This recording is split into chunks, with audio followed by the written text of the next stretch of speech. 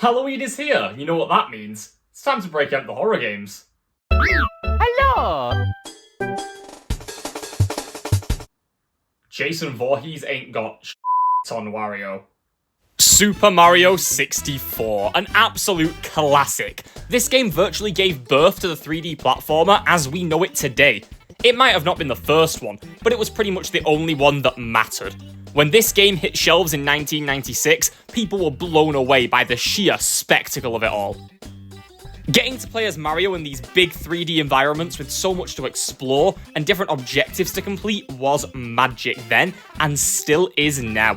The game was so full of whimsy, with a great soundtrack and a gorgeous colourful art style that virtually leapt off the screen. It was a game that anyone, no matter their age, could enjoy. So explain why I'm pissing myself. So Super Mario 64 is as popular as it is for a reason. There's something for everyone to love in this game, which naturally means we're gonna find stuff to make rumours about. You see, thanks to a little thing called the internet, basically anyone can post a spooky Super Mario 64 mystery, combined with some definitely not photoshopped screenshots, and call it a day. So many games have fallen victim to this kind of thing, where the community starts creating full-on urban legends around typically child-friendly games. Looking at you, Minecraft. Okay, let's use a diamond.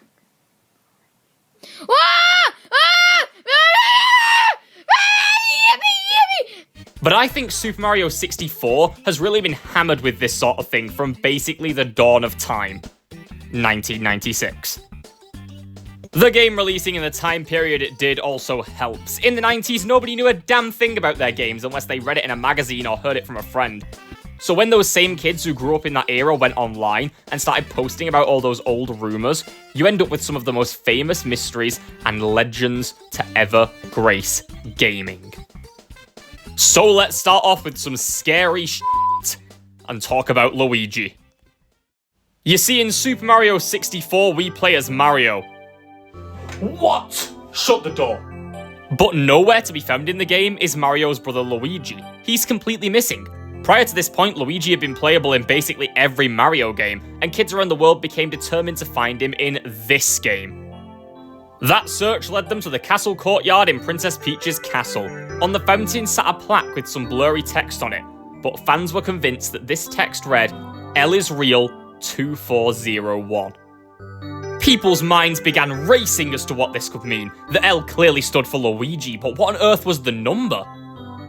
The numbers! What are they saying?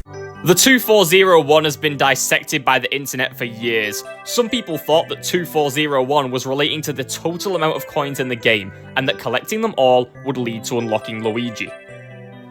That theory is great if we ignore the fact there isn't 2,401 coins in Mario 64. Some people thought if you ran around the castle fountain with the plaque 2,401 times, it would lead to Luigi appearing and you being granted the ability to play as him. This theory sucked. Can you imagine Nintendo actually unlocking a character this way? It still would have been better than Mario Kart World. And then, of course, we have the people who just made YouTube videos explaining absolutely insane multi-stage processes that were meant to unlock Luigi in your game. And I'll spoil it now, nobody ever unlocked him.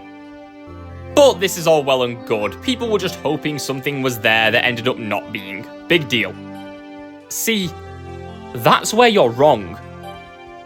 Because where this mystery gets truly bizarre is the fact that Luigi was in the game.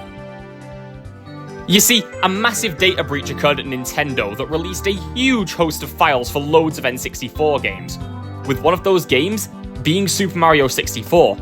And in that data breach, it was discovered that there was an actual player model for Luigi in the files the entire time. Dedicated fans got to work and were soon able to mod Luigi back into the game, playable with his truly official model. And that isn't the end of our story, because this data breach I mentioned, it occurred 24 years and 1 month after the launch of Super Mario 64 in 1996. L is real, 2401. The plaque on the fountain predicted Luigi's discovery over 2 decades before it happened. Kind of.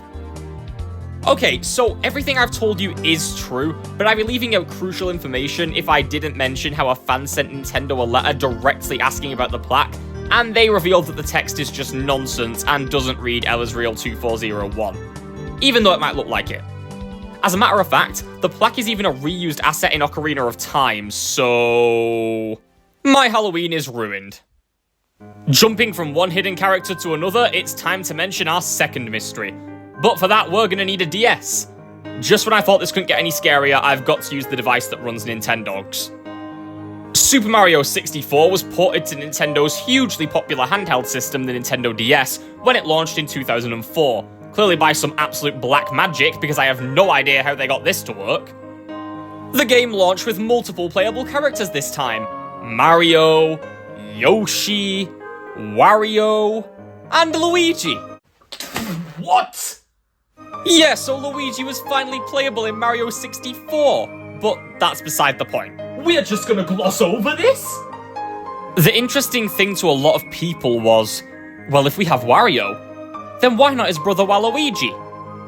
This all remained as just general speculation until a supposed official magazine article titled "The Purple Prizes" hit the internet. This article went into detail on the way to unlock the secret character in Super Mario 64 DS, Waluigi. I knew it! It's time to prove the naysayers wrong! The article explained a step-by-step process that was left purposefully as vague as humanly possible. Like, one bit mentions being the fastest foot racer in the land. Nobody knew what on earth this meant. Lots of people assumed it was just beating Koopa the Quick at a race, but it wasn't overly certain. The whole thing is meant to culminate in a fight against the Rabbit King, a boss who, when defeated, would unlock Waluigi for the player. This article spread like absolute wildfire, with hundreds convinced Waluigi was just a small step away from being unlocked.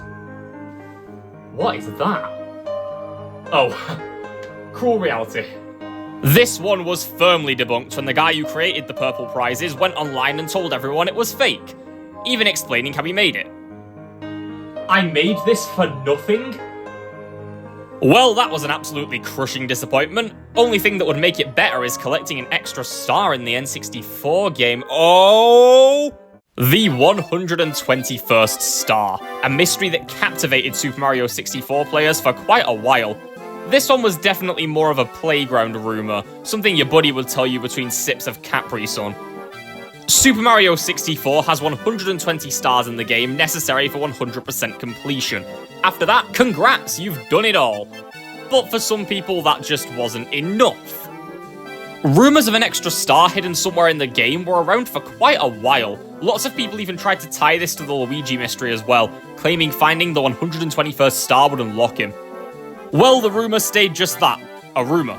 Until a few years ago, when a popular gaming YouTuber by the name of SwankyBox would upload a video claiming to have definitively found this star. By the way, check out SwankyBox, he's a great YouTuber and he deserves your support.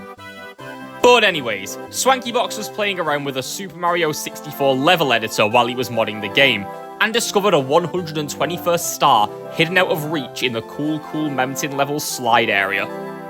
He immediately took to YouTube to inform the world of his find, and everyone flew into a frenzy.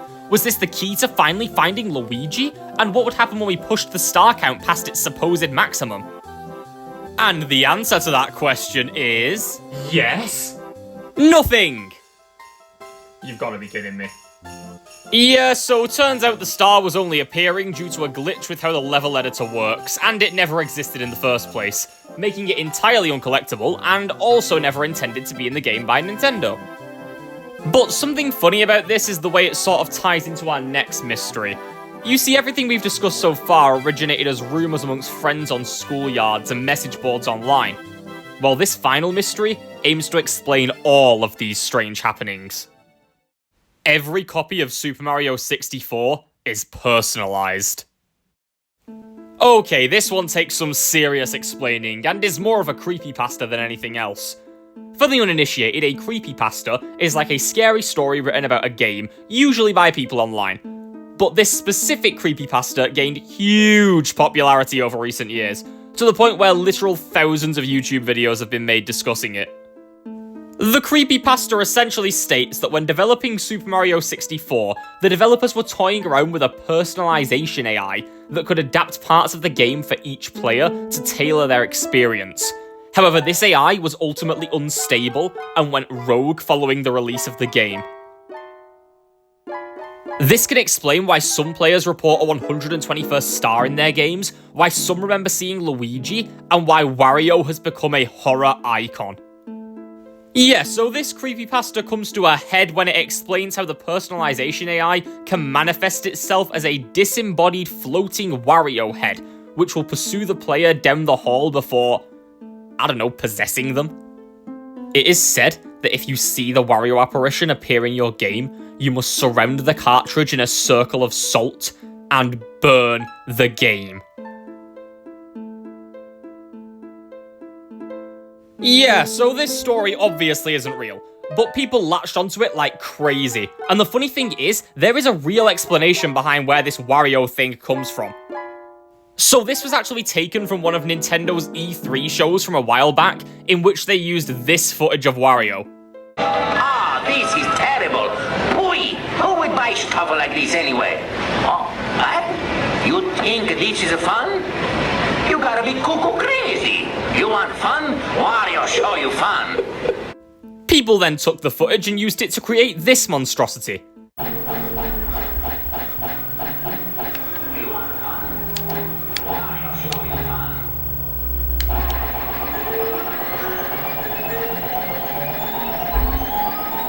As far as the personalization AI is concerned, we didn't have proper AI until recently, and you mean to tell me Nintendo was holding on to one of the greatest technological advancements of our time back in 1996?